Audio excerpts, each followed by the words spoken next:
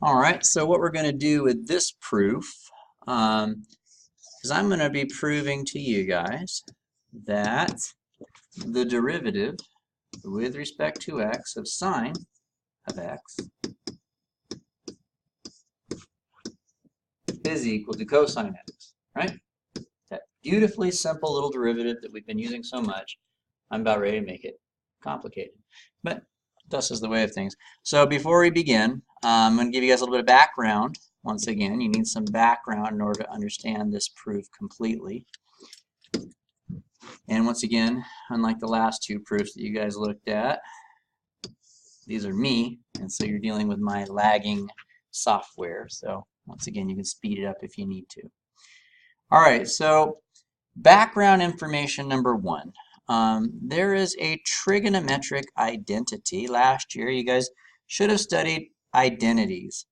Now, I don't know if Mr. McMillan got to the sum identity. I know that I did not. I stuck with some more fundamental ones than this, but this is an identity, and we're going to need to know it in order to do this proof. It turns out that the sine of two different things being added together, I guess I should say angles being added together, is the following. It turns out that that is equal to sine of A times cosine of B plus sine of B times cosine of A. Okay, that's one thing that we're going to need to be aware of in order to understand the proof that we're about ready to do. And once again, the background, you do not need to include the background notes in your actual, like if you do the test extra credit, but on your notes, I would like to see them. Another thing, which is just a reminder really, something that we already did this year, is the following things. If I asked you guys, what is the limit as x approaches 0 for sine of x over x, that gives an indeterminate form, and we used L'Hopital's rule to show that this thing comes out to equal 1. Okay. Another thing that we did, it's very similar to this, is we showed that if you have cosine of x plus 1, might be minus 1 actually. Let me think for a second here. It is. Sorry. Backing up a little bit. Cosine of x minus 1 over x, that's also indeterminate, and we used L'Hopital once again to show that this is 1. So we're going to use these facts. Now, that's our background, is those three things.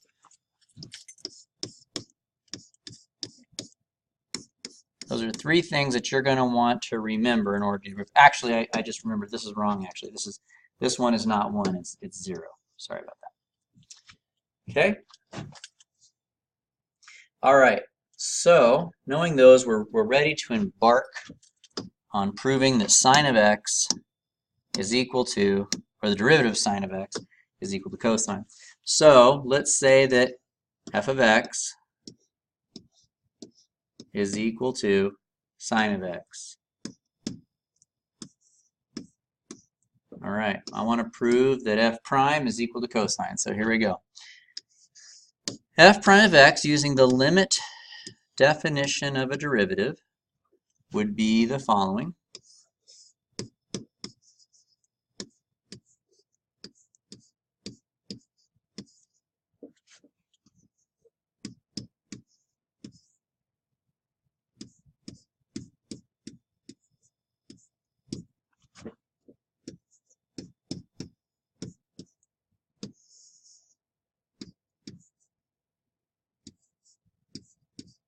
Okay. So the first thing I'm going to do is I'm going to use one of our background facts, and that is the fact that I can use that trig identity that I shared with you guys earlier to expand this. It's supposed to be an x here. All right, so let's go ahead and do that first.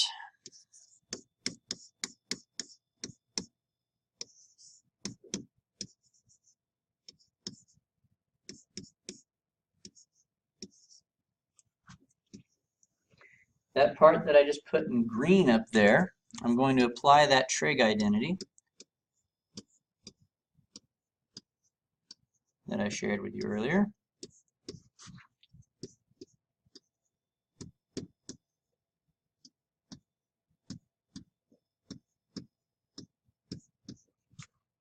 And then we have the minus sin x on the end still. So the part that I boxed in green up there is the same thing as this part that I'm boxing in green. I just changed the way it looked using the identity that I shared with you earlier. Okay, now I'm going to rearrange some terms here. I'm going to group this sine x with this expression over here that also has a sine x, and we're going to factor it out.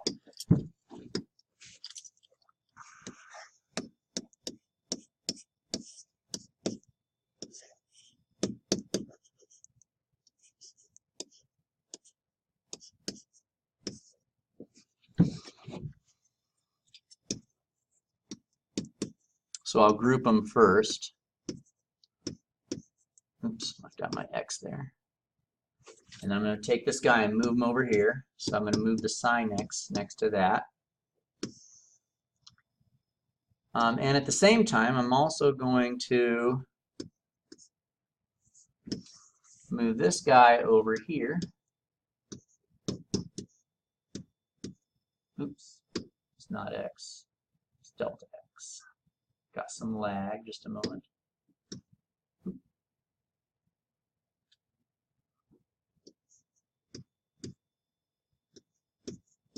So I just rearranged the terms. And now what I'm going to do is I'm going to look at this first set here, and I'm going to factor out the sine x.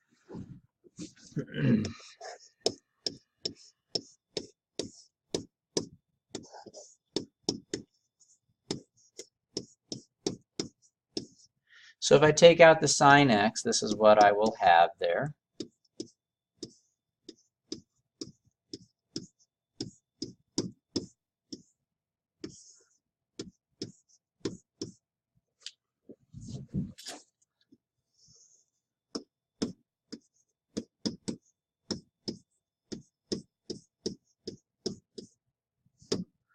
Okay. Now the next thing that I'm going to do is I'm going to split this fraction up into two separate fractions. So again, we've done that in our other proofs as well.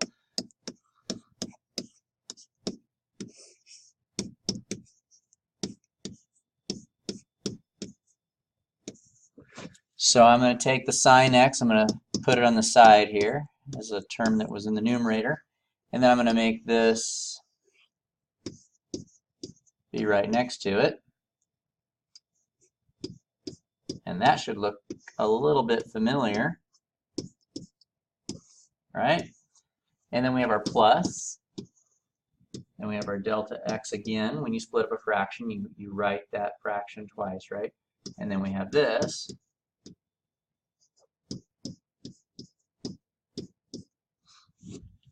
Okay.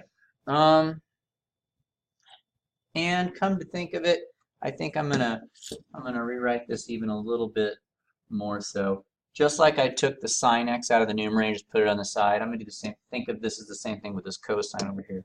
I'm just gonna put that off to the side and group the sine delta x over delta x. And then once again, we're going to apply our limits here. So if I distribute the limit over here, well, I shared with you guys earlier that the cosine of x minus 1 over x, if you look as x approaches 0, in this case it's delta x, but you get essentially 0. The sine x is not going to change when I do the limit because this is an x, not a delta x, so the delta x does not affect the value of x.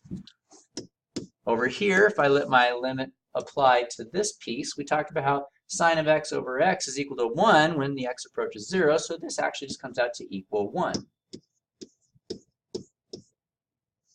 Okay, and then we can see also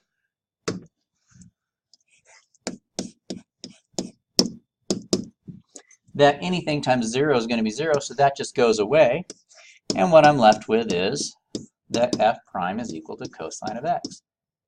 And remember, we said that f of x was sine, and now I just proved that the derivative is cosine. So that's our proof for the derivative of sine.